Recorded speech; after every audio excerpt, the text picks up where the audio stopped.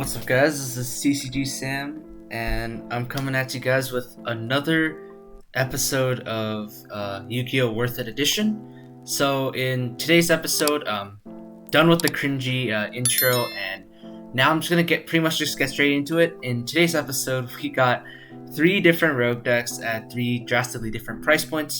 So at the cheapest, as the cheapest rogue deck, I got Crusadia Guardragons. So the thing with this deck is, it's kind of just like a budget Dragon Link. It can definitely still put up some pretty nasty boards and plays the similar power cards like White Dragon, Black Dragon, Chaos Base. These cards are pretty incredible. But like instead of all the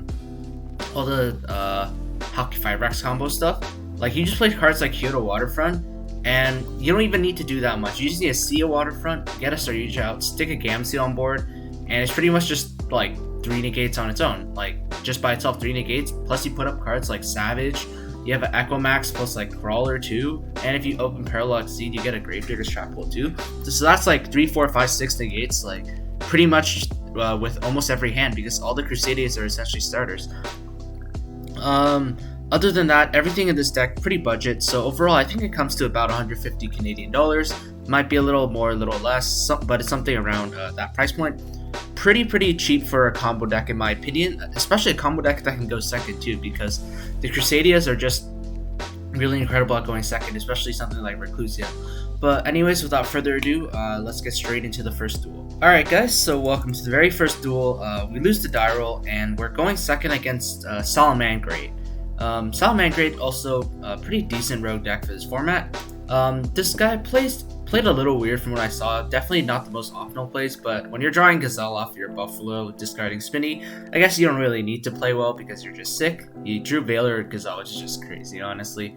Does some very weird Soloman Great plays in my opinion. Goes for Transcode turn 1, bringing back Balings to make it at Avermax, which I just found really strange, considering he had a Rage. I felt like he should just reincarnated Sunlight Wolf, put a Jaguar under it, add back Gazelle, and just have a Rage and Veiler for next turn. But like honestly, I don't know.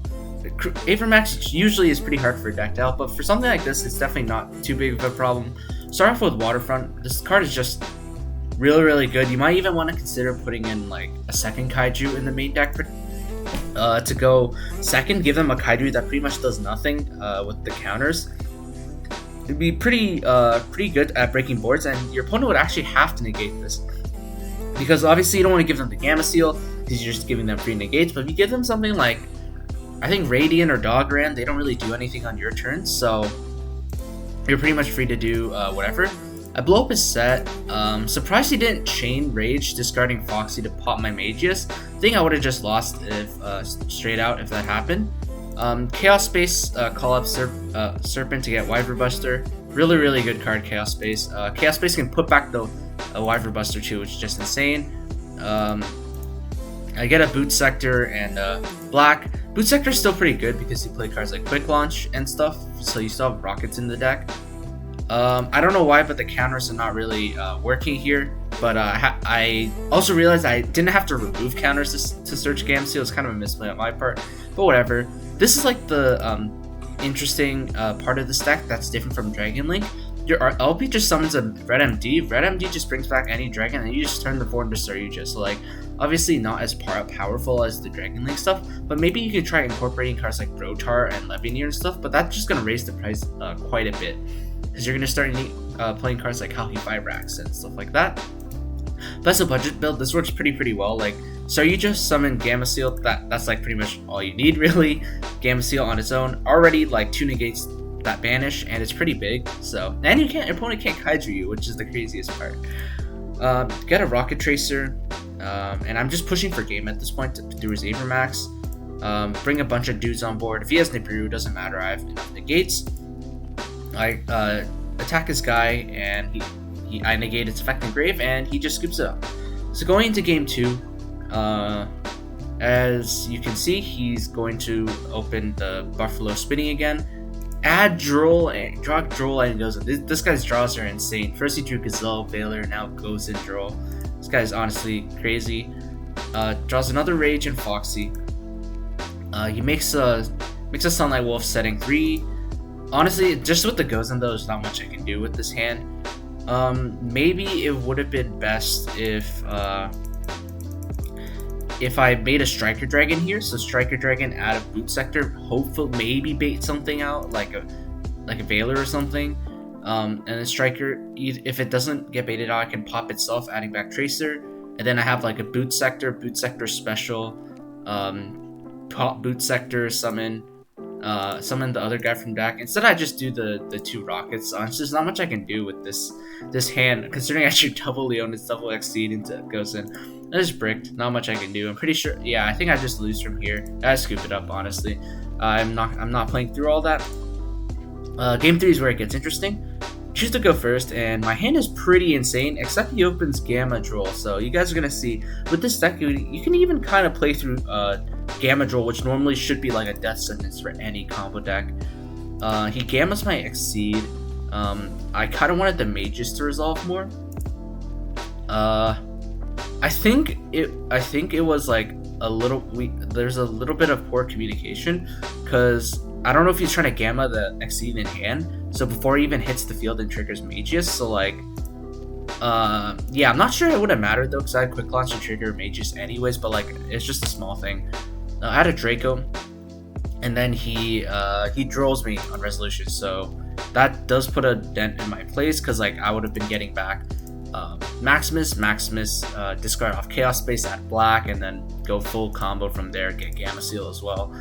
But unfortunately, I'm under Droll, so not much I can really do. I try to think what I can do here with the Quick Launch. I think the best I can do is pop a Magius, get a Rocket from deck, and just synchro up into a Savage with like 1 negate. Honestly, it's not great, but it's pretty much all I can really do. Keeping the Waterfront for next turn, plus a Magna Rocket that, as far as he's concerned, can float in the end phase. I don't play 3 rockets, but like, oh yeah, this guy's sick too. He top decked Dark Ruler no more, but not much I can do. He has debug as well for Gazelle. So yeah, he's pretty much just gonna be able to do full Soloman Great combo. Gets a Gazelle, sends Spinny for some reason. I found it a little weird. He didn't Spinny, summon itself back, add back Gazelle. Not the greatest Soloman Great player, but even then, like, I think he also forgot his Sunlight Wolf wasn't reincarnated. So he tries to pop 2 during the standby phase. But now I think I'm just in a really, really good spot. Oh, it's another misplay here. I definitely should have Waterfronted first, because if he just Drolls me after, I'm forced to pass again. But at this point, I just have full combo. Like, I can turn I play 2 Mages for this reason. Get Striker, Boot Sector, Draco, and now we're just going full combo. So yeah, at this price point, for a deck like this, it's actually pretty good.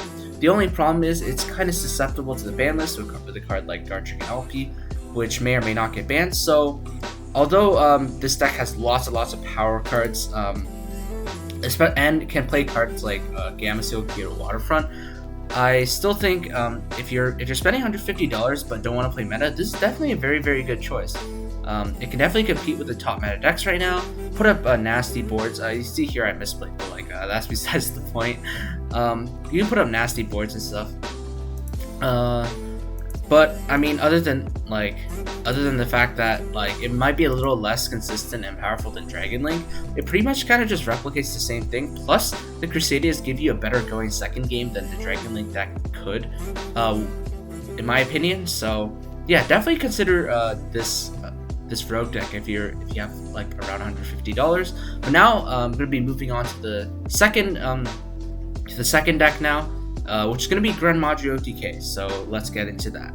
Alright, so welcome to the second deck I'm gonna be looking at in today's Worth It episode, and that's gonna be Gren Maju Daiza OTK. So that's gonna come to about very roughly $300 Canadian. So like double the price of the last deck, and this deck has some serious board breaking power. Lots of power cards and lots of just big monsters that your opponent has to deal with.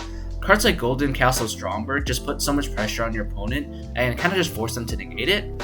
And now with this upgraded budget, you can play cards in your side deck like Evenly Matched, and you can play more expensive extra deck monsters like the Cypher package, Numeron Dragon, Dragluvion, stuff like that. Another good thing about this deck is you can main deck a card like Dimension Shifter, which should just destroy like all the decks in the meta right now, pretty much.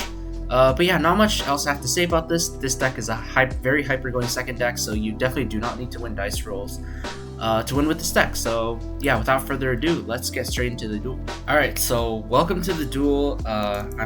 Doesn't matter if I win or lose the die roll, I'm going to be going second anyways in this meta. And we're actually playing against Dragoon Subterrors. It's a control deck, which I definitely did not expect. As you can see, my main deck was built to counter these combo decks. So I have cards like Super Poly, Dimension Shifter. So honestly, not the greatest hand. The good thing about this deck, however, though, is you can play so many consistency cards like the Dangers, Desires, Allure, and you got, of course, Glyph to get you your Strombergs and stuff. Activate Stromberg, summon Hextrude. Hextrude is really good, it destroys a card on the field, and it's big. Banish more cards, summon my Eater of Millions. At this point, I don't even know what he's playing. I assume he's on Altergeist or something like Subterror because of the extravagance. I attack face down. He gets a search, but I banish this guy face down. Hextrude attacks. I believe here, I wasn't sure here if I could actually do a Draglubion into Numeron Dragon play for a game, so I just decided to be safe and summon Gizmek Orochi in attack. So like now, another thing to notice, at this price point, you're able to get a lot more of these extra deck powerhouses like Harbinger, Draglubion, Numeron Dragon, stuff like that. They're gonna be only one is whatever. I just keep the Harbingers and negate, set Super Poly. Negate the extravagance, and he just scoops it up. And the next game is probably the sackiest game I've ever played, the hardest I've ever sacked my opponent in Yu-Gi-Oh! It's just nasty. Every card, like, he's just countering every single one of my cards, but I still beat him because I just have everything. As you may have noticed before, I also didn't draw any of my I actually don't have enough going second cards against back row decks to side. So like, I definitely should have sided stuff like Lightning Storms or sorry, Cosmic Cyclones, because at this price point, obviously Lightning Storm is not available. But even then, we should still be able to play through a lot of back row. As you guys are going to see here, we played through Double Judgment, Cosmic, plus a Red Ice Dark Dragoon, plus a Fiendus and a Hidden City. So what is that? 4 negates technically. We're able to kind of play through that. It's just pretty funny. I activate Stromberg, he just insta-banishes it. Allure, banish Hextrude, a Glyph, he negates the Glyph. I draw another Stromberg, activate it, and he judgments my Stromberg. Then I reboot his judgment, and then he judgments my reboot again. So at this point, you guys are probably thinking, oh, you're kind of just dead, right? You have a Eater and Gren Maju. But people do not know the power of Eater of Millions. It is really, really big, and he's able to summon it. Eater of Millions attack his face out to bait out the Hidden City attack negation. And then, like, at this point, it doesn't even matter what he searches because I just Gren Maju over his Red Eyes Dark Dragoon for game. So, super, super sacky game. I had everything, even though he had everything. But anyways, my final thoughts at this price point.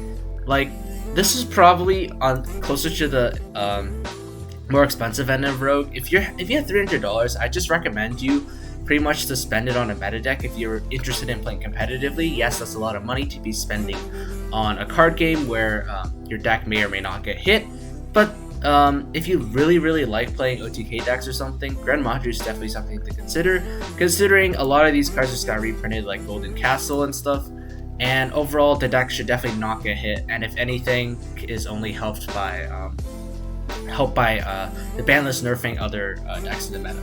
So, Gren Maju, lots of fun. Definitely, I would say worth its price point at $300 roughly, because it can definitely compete with the top meta decks right now. It can break boards, and it can even sort of make boards with the Renegades. But yeah, that's gonna do it for this section of the video, and now I'm gonna be moving on to the $1,500 Dogmatika Nekroz deck. Alright guys, so welcome to the $1,500 Dogmatika Nekroz deck. Yes, it's an absurd amount of money to be spending on Yugioh, but the Dogmatika engine itself is quite expensive, even though the Nekroz cards themselves are not. But you had with this price point, you have money to play cards like Triple Tactics Talent, Lightning Storms. Like pretty much these 6 plus the Dogmatika engine take up the majority of the price point of this deck, which is just insane when you think about it. But the Dogmatika engine does add a lot of power and versatility to the Nekroz part, and you guys are about to see that in the duel. There's not much else I have to say about this, other than forewarning that this is my first time playing Nekroz, so I'm pretty sure my plays were far from optimal, but there's still a duel where I'm able to show what this deck can really do. So yeah, without further ado, let's get straight into that. Alright guys, so welcome to the final duel in this episode of Yu-Gi-Oh! Worth It Edition, and to my great surprise, I'm playing against a subscriber, which is crazy.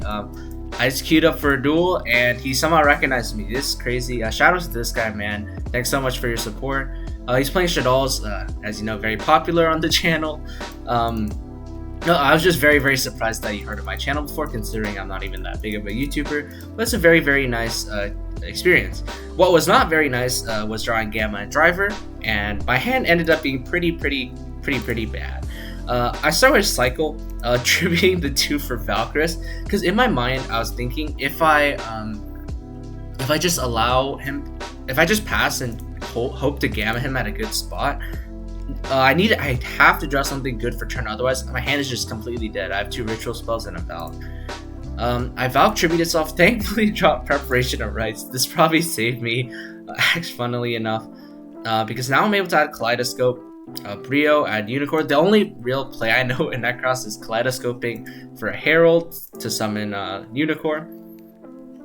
Search of Valkyris and hope he just kind of bricks, can't really break this plus a Valk. He's playing Shaddolls, Gale Dogger, very spicy tech. And his hand, as you can see, is insane. He has full combo. It doesn't matter if my Unicorn's on the board. He makes a Construct, just swings over it.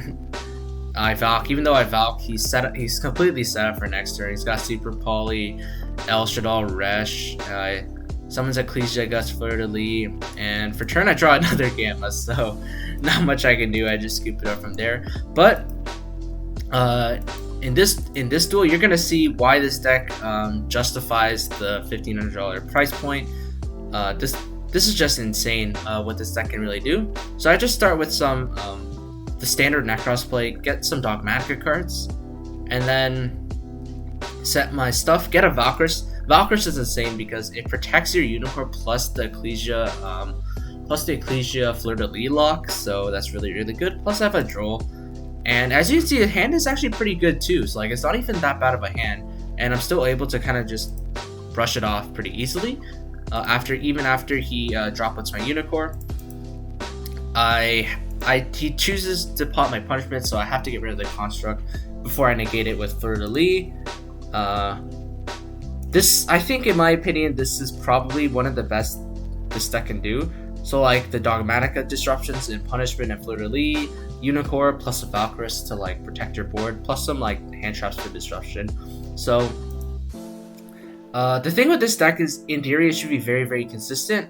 After playing this deck, I think I would take out the Gamma package probably for Manjus, just for consistency. I only wanted a Gamma because this deck uber hard loses to Duel, because you definitely need multiple searches a turn. But I mean, other than that, the Nekroz cards, obviously fan favorite. Dogmatika cards are very meta relevant, which is why they justify the high price point. Honestly, at this price point, I would only ever pay this much if you really love this deck. If you love playing Nekroz and you just want to make it better, you add some Dogmatika cards, and you should just be good. Honestly, very expensive, especially for a rogue deck. I would personally not spend this much on a rogue deck. I definitely just buy the top meta deck. If it gets hit, it gets hit. But I mean, even if you spend this money on this, like, at least your deck most likely won't get hit unless the Dogmatika stuff gets hit. But even then, you still have a very playable Nekroz deck with like the incantations and whatnot. But anyways, as you can see here, my hand is pretty bad. Draw Driver for the second time this time, which definitely should be a Manju moving forward. He's able to play through my Impermanence Dogra and actually just go off. Not much I can really do. He had a really nice hand. My hand was pretty bad. So as you can see, I'm about to get thrashed here. Not much I can really do about that. But my final thoughts on this deck at this price. Honestly, like I said once again, I don't think I would be paying anywhere near this amount for a rogue deck, unless you unless it's like your favorite deck or something, or you just got a bunch of money to spend. So which deck was the most worth it as price point in my opinion? For me, I think it was actually the Gren Maju deck at $300. Yes, that's a little expensive for a rogue deck, but with a deck like Gren Maju that pretty much can compete in every meta, be it like control or combo, like it has counters to both. So like if you're playing in a control meta, the dangers are just so good. You just get free big bodies. You don't even need to commit to big link plays that lose to like Nibiru or Solemn Strike, stuff like that.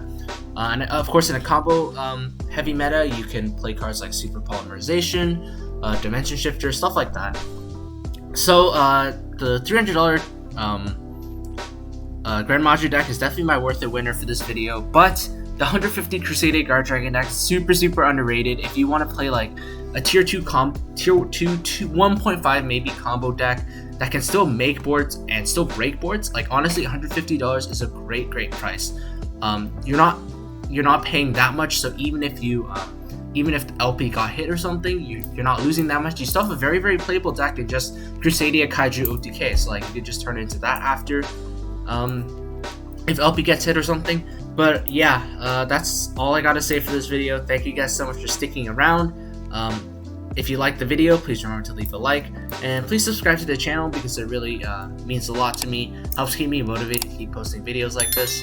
And yeah, I just want to thank you guys so much for watching once again, and let me know in the comments also if you want to see more of these types of videos. I know my first Worth It video did a lot better than I expected, so let me know if you guys want to see more of these and if you really like watching these types of videos. But anyways, without further ado, I wish you guys farewell, and I will see you soon. If you guys want the cheapest Yu-Gi-Oh cards on the market in Canadian dollars with free shipping to Canada, then be sure to check out my eBay page in the description below.